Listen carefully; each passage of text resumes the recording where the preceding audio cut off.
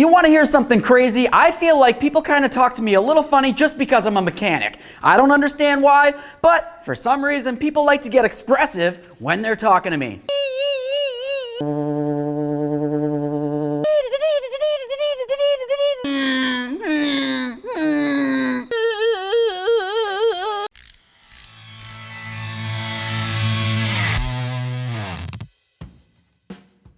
Hey friends, it's Len here from 1A Auto. So in this video, I wanted to go over some strange noises that people have relayed to me to try to diagnose. But the reason why I want to do it is so that if you hear these noises on your own, you can go ahead and diagnose it by yourself. Now there's going to be a few things that you want to start thinking about before you can start your diagnosis. Is this a symptom that you can only hear? What is that scraping noise? Or is it something that you can feel? Is it something that you notice while you're sitting still with the car running? Is it something that you feel while you're driving slow or even flying down the highway at the specified speed limit? Something else that I always like to know is exactly how long this has been happening. Maybe you wrote it down on your calendar because you were trying to pay attention. Maybe it happened a couple days in a row and then it seemed like it stopped for some reason and then it came back. Is it an intermittent issue? I need to know. One of the most common issues that people like to express to me when they're talking about issues with their vehicle is brake issues. They're driving around and maybe they hear like a or a or even a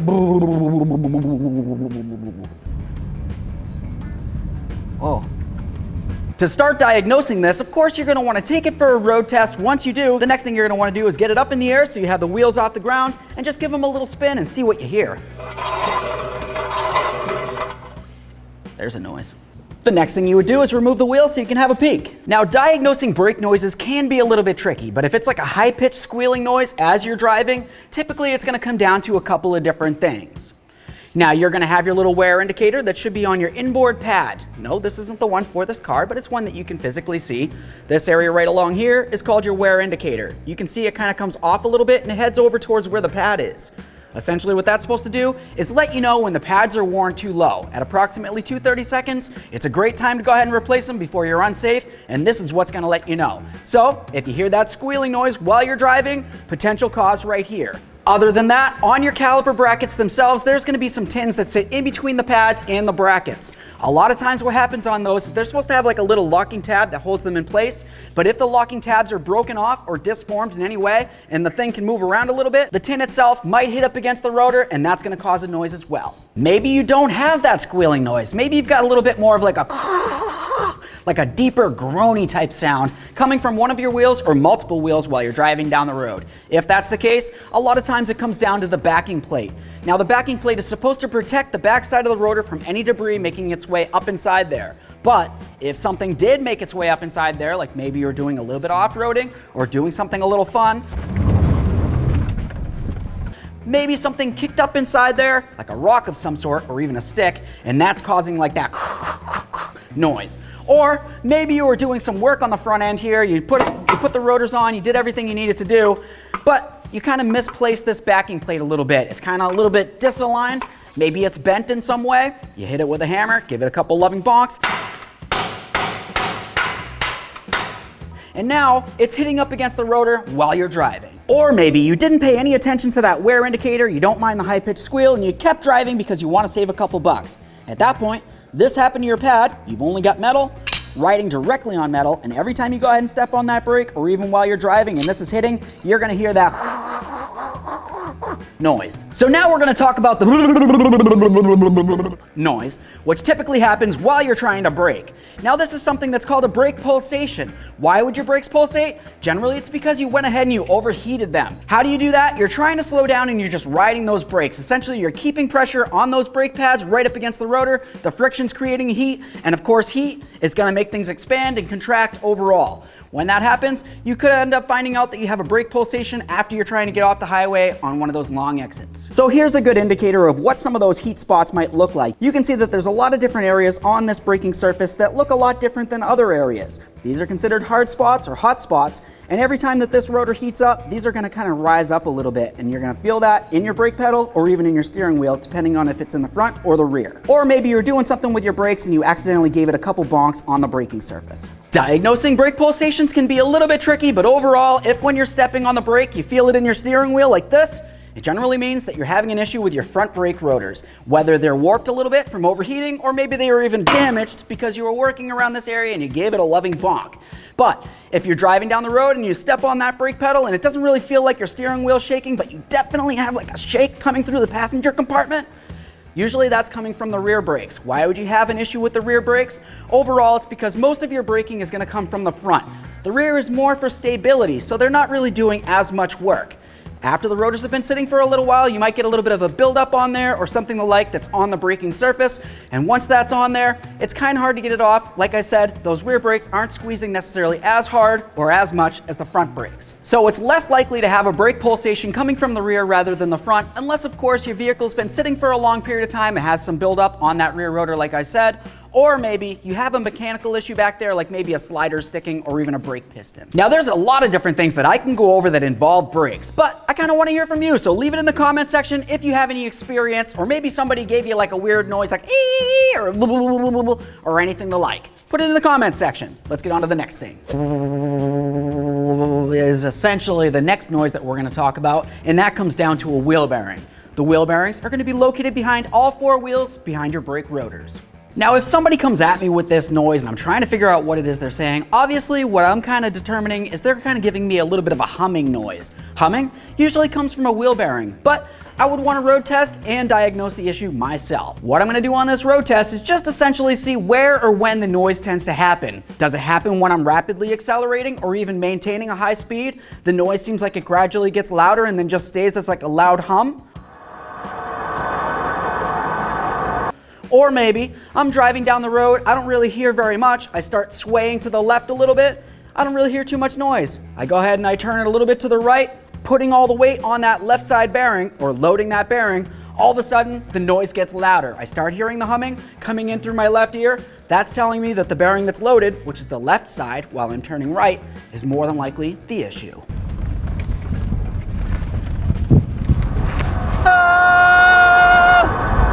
When I come back from the road test, the next thing that I want to do is get all four wheels safely up and off the ground. Whether I'm using jack stands, trying to be as safe as possible, or even lucky Len, I have a lift. What I'm going to do while I have it up on the lift though, is I'm just going to go ahead and check that front end first. There's a lot of parts in the front end that you want to check. You're going to make sure you grab that wheel, 6 and 12, give it a little wiggle like this. If you feel some movement, you don't necessarily know for sure it's a wheel bearing. It could potentially be a ball joint of some sort. You have a lower and an upper in most cases. When you're going side to side, once again, it could be a bearing issue, but it might also be an inner or even an outer tie rod end issue. So you want to make sure that you're paying attention to where the movement's coming from. But overall, if when you're looking through the wheel and you're shaking that wheel a little bit, you can see that brake rotor moving at the same time, but it doesn't look like the bracket's moving, there you go. More than likely, that's the issue. It's the bearing. Now, you can't always determine if a bearing's bad just by giving it a shake. Sometimes you're going to hear that loud humming noise even while the bearing doesn't necessarily have any movement. So you can check the whole front end. You can even make your way out to the back and have no movement from any of those wheels. You can't stop there. The next thing that you're going to want to do is try spinning each of these wheels. Spin it as fast as you can by hand. See if you can feel some sort of vibration. You can even try to hold on to one of your coil springs if you had to.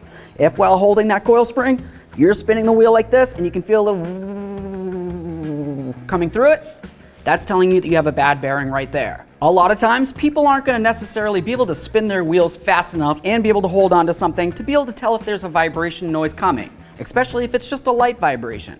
So what you might be able to do is if you have a second person, while the vehicle is up off the ground, any of the wheels that are powered by the engine and transmission need to be up off the ground for this entire circumstance. Essentially, while they're off the ground, we're going to go ahead and have the person inside of the vehicle go ahead and turn the key in the on position. Push that traction control button off. That way there, it doesn't really try skidding out on you or doing anything crazy from the ABS. And then we're going to put it in drive. Go ahead and release that brake pedal and let the wheels start turning a little bit. More than likely, the person that's down by each of the wheels here isn't necessarily going to hear anything until the person up inside the vehicle starts revving it up a little bit. We just kind of want to bring the speedometer up to maybe 30 miles an hour. You don't need to go ahead and jam on it until it goes up to 125 and the vehicle feels like it's shaking off of the jack stands or even the lift itself. Essentially, all we want to do is just have somebody underneath there while it's revving and the wheels are spinning. Very carefully use a stethoscope, or even if you had to, a pry bar. Hold it right up against where the knuckle is near the bearing and just see if you can hear a little bit of vibration noise coming from there. If it sounds like it's very faint, it's probably not the issue. You go over to another one, it sounds like it's a little bit louder. Sounds like you're kind of getting on the right track here. But something to pay attention to though, is just because you find that this wheel bearing over here is bad, you go ahead and you replace it. Maybe you think that that's all, you go ahead and you take it for a road test. I still hear a little bit of that. It's not as prominent anymore, but there is still a hum. What's going on? Multiple bearing issues. A few last things to think about when it comes to diagnosing a humming noise coming from your bearings. You might have noise transfer. Essentially, if you've got a front wheel drive vehicle and you have noise on the left side, you might even be able to hear it all the way over on the right side. That's because of the noise transfer that comes right through that transmission. Other than that, if you have a rear wheel drive vehicle, you're probably going to have a drive shaft that goes from the transmission all the way to the rear differential. On that drive shaft, if you have an extended bed or something like, you might have a center carrier bearing in there. If that bearing's bad right there, you're still going to have a humming noise, but generally that noise isn't really necessarily going to change, in exception of the speed of the vehicle that you're driving in. The next sound that I want to talk about is people say when they hop inside their car, they go ahead and try to crank it over and all they hear is and so on and so on. It's really annoying. The car won't start. Come on.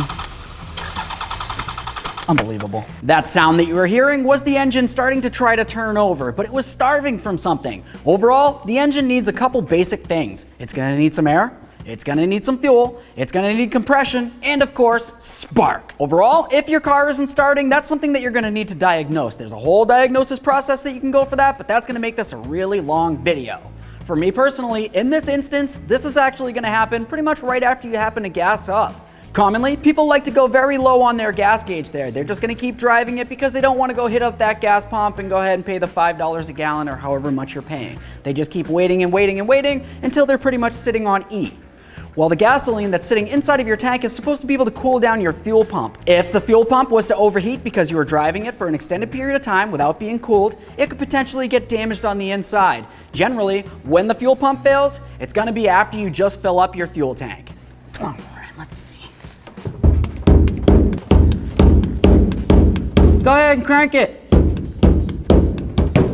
Okay, so why am I underneath the car bonking on the bottom side of the fuel tank? Well, because inside the fuel tank, you're gonna have your fuel pump. And what can happen is the pump motor on the inside of that fuel pump could potentially get damaged or even stuck in some way. So by giving it a couple loving bonks with a rubber mallet, so we're not gonna cause a spark, that might actually free it up. If your car ends up starting after you've done this, that doesn't necessarily mean that you're in the clear, because more than likely there is still an issue with the fuel pump itself, but hopefully you'll be able to make it home so you can make a decision on how you're gonna fix it. Just to reiterate, there's a whole bunch of different ways that you need to be able to diagnose to see why your engine isn't running. This is just one of the most common things that can potentially happen for this instance. Obviously, you're gonna wanna spend a little bit of time underneath the hood and make sure that you're getting spark to where you need spark, you're getting plenty of air, and of course, you're getting fuel up to the fuel rail where it needs to be.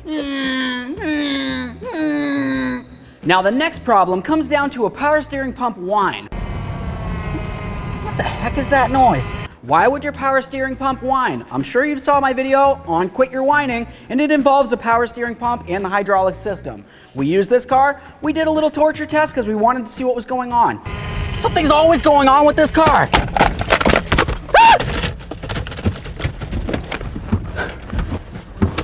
That was a really great video. If you haven't seen it, make sure you check it out. But overall, if your power steering system is low, you're gonna have air inside the hydraulic fluid. That air is gonna be getting tried to get circulated by your power steering pump, and it's gonna cause a whole bunch of little air bubbles inside of the pump.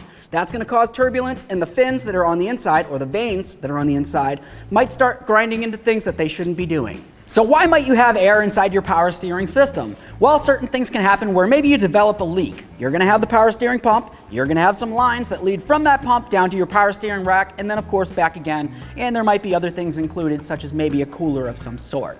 But in any of those joints or lines, there could be a leak, and if the fluid's leaking out, air needs to make its way in at the same time. Once air makes its way into the hydraulic system, you're probably gonna start hearing that noise. If the noise just started and you happen to get underneath your hood and you check that power steering fluid, you noticed it was a little bit low.